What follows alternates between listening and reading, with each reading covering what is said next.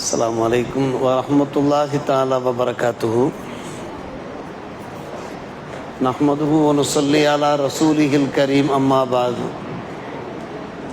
फ़क़द क़ाल अल्लाहु ताला फ़ी कलामिहिल क़दीम वल फ़ुरक़ानिल मजीद अऊज़ु बिल्लाहि मिनश शैतानिर रजीम बिस्मिल्लाहिर रहमानिर रहीम कुल इन्ना सलाती व नुसुकी व महयाय व ममाती लिल्लाहि रब्बिल आलमीन आमन्ना बिल्लाह सदक़ल्लाहु मौलाना अल-अलीयुल अज़ीम अल्लाहुम्मा सल्लि अला सय्यिदिना मुहम्मद तिब्बिल क़ुलूबि व दवाइहा व आफ़ियतिल अबदानि व शिफ़ाइहा व नूरिल अब्सारि व ज़ियाइहा व अला आलिहि व सहबिहि व सल्लिम. பேரன்புக்குரிய பெரியோர்களே, சகோதரர்களே, அல்லாஹ்வின் நல்லடியார்களே, இன்றைய தினம் நம்முடைய ஹாஃபிஸா அவர்கள் தராவி தொழுகை நிறைவு செய்கிற போது கடைசி ரக்காத்தில் ஒரு அற்புதமான வசனத்தை வாசித்து காண்பித்தார்கள். நபி இப்ராஹிம் அலைஹிஸ்ஸலாம் அவர்கள் உரைத்த பொன்னான வாசகம், நபியே நீர் கூறுவீராக, என்னுடைய தொழுகை, என்னுடைய ஏனைய வணக்க வழிபாடுகள், நான் உயிரோடு வாழ்வதும் மரணிப்பதும் எல்லாமே ரப்புல் ஆலமீன் அல்லாஹுக்கே உரியதாக இருக்கிறது என்று நீங்கள் சொல்லிவிடுங்கள்.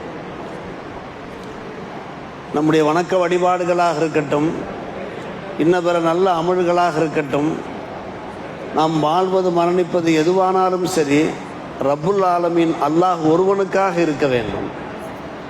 அந்த இதய தூய்மையோடு, மன தூய்மையோடு நம்முடைய செயல்பாடுகள் இருக்க வேண்டும். காரணம், அவன் ரப்புல் ஆலமீன், அகிலத்தாரை இரட்சிப்பவன் அவன்தான். நம்மை அவன்தான் படைத்தான், பரிபாலிக்கின்றான், நமக்கு போஜனம் வழங்கி கொண்டிருக்கிறான், நமக்கு ஒரு சிறந்த வாழ்க்கையை தந்திருக்கிறான். எனும்போது நாம் அல்லாஹ்வை தொழும்போது, நோன்பு நோக்கிற போது அல்லாஹ்வினுடைய ஒரு திருப்பொருத்தத்தையே நாம் எதிர்பார்த்து செயல்பட வேண்டும் என்பது இந்த வசனத்தின் சாராம்சமாக இருக்கிறது. இந்த ரமதான் மாதம் ஆயிரம் நன்மைகளை நாம் கொள்ளையடிக்கிற ஒரு மாதமாக இருக்கிறது. அந்த ஆயிரம் நன்மைகள் நமக்கு எப்போது கிடைக்கும் என்று கேட்டால் இஹ்லாஸோடு நாம் செயல்பட வேண்டும். எனக்கு தேவை இறைவனுடைய திருப்பொருத்தம், ரிலா, அல்லாஹுடைய ரிலா. அதனால தான் பெருமானார் ரசூலே கரீம் துஆ செய்தார்கள், அல்லாஹும்ம இன்னா நஸ்அலுக ரிலாக வல் ஜன்னா. சொர்க்கம் என்பது இரண்டாவது விஷயம்தான். யா அல்லாஹ், எனக்கு முதல் விஷயம் உன்னுடைய திருப்பொருத்தம் தான். எனவே தான் ரிலாக்க என்கிற அந்த வார்த்தையை முதல் முறையாக சொல்கிறார்கள். அதன் அடிப்படையில் தான் நம்முடைய செயல்பாடுகள் இருக்க வேண்டும். நோன்பு நோற்பதாக இருக்கட்டும், ஐவேளை தொழுவதாக இருக்கட்டும், இப்போது நாம் தராவி நிறைவேற்றுவதாக இருக்கட்டும், நாம் அல்லாஹ்வினுடைய அந்த ரிலாவை எதிர்பார்த்து நாம் செய்தோம் என்றால் நமக்கு முழுமையான நன்மைகள், 100% நமக்கு நன்மைகள் கிடைத்துவிடும். அப்படி இல்லாமல் ஏதாவது ஒரு முகஸ்துதி வந்துவிட்டாலே, அபுதாவுதில் ஒரு ஹதீஸ் இடம்பெற்றிருக்கிறது, இன்னர் ரஜுல ல யன்ஸரிஃபு அன் ஸலாத்திஹி இல்லா குத்திபலஹு உஸ்ருஹா துசுஹா சுகுனுஹா சுபுஹா சுதுசுஹா குமுசுஹா ருபுஹா. இப்படியே வருகிறது, நீண்ட ஒரு ஹதீஸ் வருகிறது. எத்தனையோ பேர் தொழுகையை முடித்துவிட்டு திரும்புகிறார்கள், ஆனால் அவர்களுக்கு முழுமையான நன்மை கிடைக்காமல் போகிறது. பாதி நன்மை கிடைக்கக்கூடியவர்களும் இருக்கிறார்கள். அதே போன்று 9இல் ஒரு பகுதி, 8இல் ஒரு பகுதி, 7இல் ஒரு பகுதி ஹதீஸ் இப்படியே வருகிறது. முழுமையான நன்மைகள் கிடைக்காமல் அவர்கள் திரும்பி செல்கிறார்கள். 100% நன்மைகள் கிடைக்காமல் போகிறார்கள். இது ஒரு மிகப்பெரிய இழப்பல்லவா? எனவே நாம் தொழும்போது நாம் நியத்து செய்யும் போதே நாம் எப்படி நியத்து செய்கிறோம்? நான் யா அல்லாஹ், உனக்காக வேண்டிய நான் தொழுகிறேன், நவைத்துல் இல்லா, அல்லாஹுக்காக நான் நியத்து பண்ணுகிறேன், அன் உஸல்லிய லில்லா ஸலாத்தல் இஷா, நாம் நியத்து பண்ணுகிறோமா இல்லையா? அந்த ஏக இறைவனுடைய அந்த திருப்பொருத்தத்தை நாம் மையமாக வைத்து நம்முடைய செயல்பாடுகள் அமைய வேண்டும். நல்லோர்கள், முன்னோர்கள் நமக்கு வழிகாட்டிகளாக தேர்ந்திருக்கிறார்கள். அவர்கள் அளவுக்கு நாம் வாழாவிட்டாலும் சரி, நம்மால் இயன்ற அளவுக்கு வாழ வேண்டும். நம்முடைய ஊரில் எத்தனையோ பேர் தான தர்மங்கள் செய்திருக்கிறார்கள். நம்முடைய பள்ளிவாசலுக்கு, நம்முடைய மிஸ்பால் ஹுதாவுக்கு அவர்களெல்லாம் தங்களை விளம்பரப்படுத்திக் கொள்ளவில்லை. பத்திரங்களிலே அவருடைய பெயர்கள் காணப்படுகிறது, அவ்வளவுதானே தவிர யார் என்னென்னவெல்லாம் வக்ஃபு செய்திருக்கிறார்கள் என்பது நம் எத்தனை பேருக்கு தெரியும்? அப்படியானால் அவருடைய நோக்கமெல்லாம் ஒரு உயர்ந்த ஒரு உன்னத நோக்கமாக இருந்தது. அலி இப்னு ஹுசைன் ரலியல்லாஹு அன்ஹு அவர்கள் ஸைனுல் ஆபிதீன் என்று கூறுவார்கள். அவர்களை பற்றி நாம் பலமுறை கேள்விப்பட்டிருக்கிறோம். அருமை சகோதரர்களே, அவர்கள் ஒரு செல்வந்தர். என்ன செய்வார்கள்? இரவு நேரத்தில் உணவு மூடைகளை எடுத்துக்கொண்டு புனித மதீனாவில் எங்கெல்லாம் ஏழை எளியோர் அனாதைகள் இருக்கிறார்களோ அவருடைய வீடுகளுக்கு இரவோடு இரவாக சென்று தாமே அந்த உணவு மூடைகளை முதுகிலே சுமந்து சென்று வைத்துவிட்டு வந்து விடுவார்கள். மறுநாள் காலையில் அந்த ஏழை எளியோர் வீட்டை திறந்து பார்க்கிற போது வீட்டு வாசல்களில் கோதுமை போன்ற அந்த உணவுப் பொருட்கள் இருக்கும். அவர்களுக்கே தெரியாது, யாரு கொண்டு வைத்தார் என்று தெரியாது. ஆக நமக்கு சதக்கா வழங்கியிருக்கிறார்கள் என்பது மட்டும்தான் அவர்களுக்கு தெரியும். எடுத்து பயன்படுத்துவார்கள்.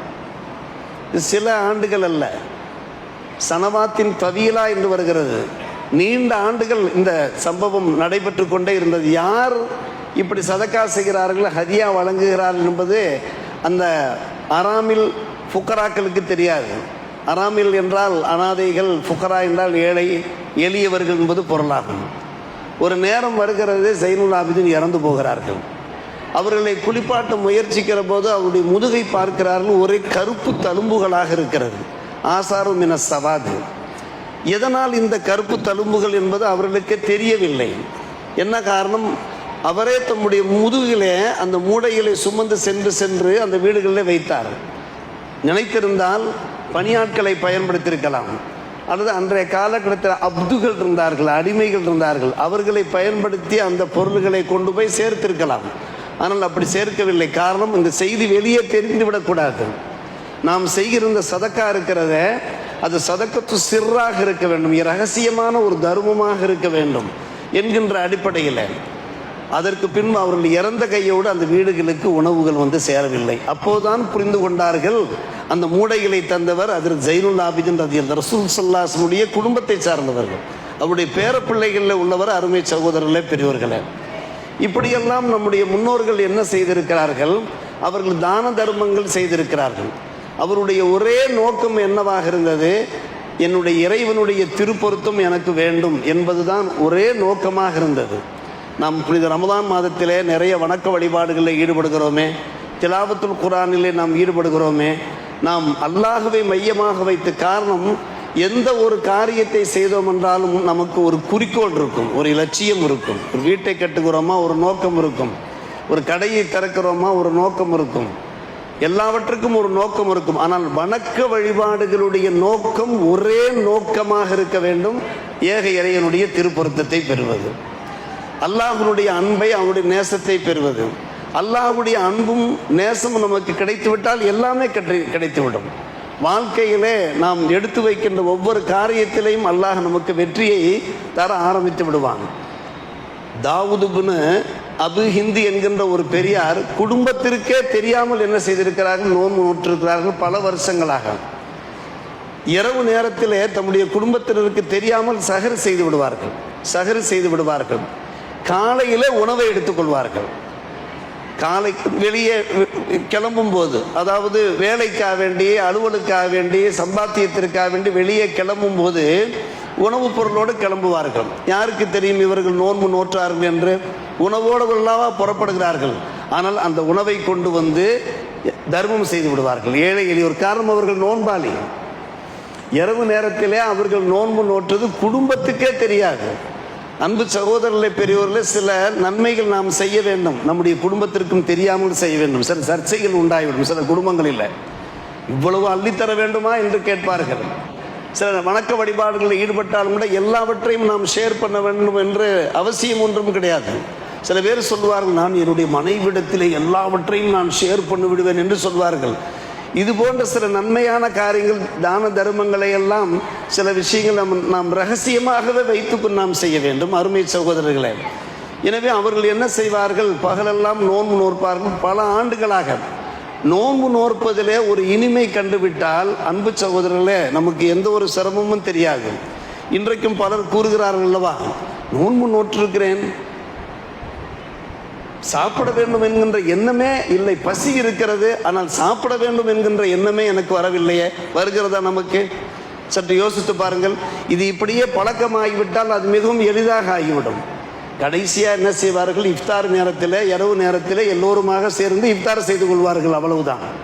பெருமானார் ரசூலே கரீம் ஸல்லல்லாஹு அலைஹி வஸல்லம் அவருடைய அந்த உரை 7 பேருக்கு அல்லாஹ் ரப்புல் ஆலமீன் மறுமை நாளில் அரிசின் நிழலை தருகிறான். 7 பேர். யார் அந்த 7 பேர்? அந்த 7 பேரில் ஒருவர் தான் ரஜுலும் தஸத்தக பிஸதகத்தின் ஃபஅக்ஃபாஹா ஹத்தா லா யஅலமு ஷிமாலுஹு மா யுன்ஃபிகு யமீனுஹு. அந்த 7 பேரில் ஒருவர். யார் அவர்? அவர் சதக்கா செய்கின்றார். எந்த அளவுக்கு அவர் சதக்கா செய்கிறார்? மறைத்து செய்கிறார். எந்த அளவுக்கு மறைக்கிறார் என்றால், வலக்கரம் தருகின்ற அந்த சதக்காவை இடக்கரம் கூட அறியாது. நம்முடைய உடம்பிலே உள்ள அந்த 2 அவயங்கள், 2 கரங்கள், அவ்வளவு ரகசியமான முறையில் இந்த 7 பேரில் ஒருவராக இவருக்கு அல்லாஹ் ரப்புல் ஆலமீன் மறுமை நாளிலே என்ன செய்கின்றான்? தம்முடைய அரிசின் நிழலை தருகின்றான். கடுமையான ஒரு கோடையாக இருக்கும், ஒரு வெட்கையாக வெம்மையாக இருக்கும். நாம் அறியாத ஒரு விஷயம் இல்லை. மறுமை நாளில் அந்த மஹ்ஷர் மைதானத்தில் நாம் அப்படியே குலுங்கி போய் இருப்போம், அப்படியே வியர்த்து போய் நாம் இருப்போம். நம்முடைய நிலைமை மிகவும் மோசமாக இருக்கும். அப்போது அரிசின் நிழல் கிடைக்கிறது என்றால் அல்லாஹுடைய புறத்திலிருந்து அது எவ்வளவு பெரிய பாக்கியம் பொருந்திய ஒரு விஷயம். சற்று யோசித்து பாருங்கள் அன்பு சகோதரர்களே, பெரியோர்களே.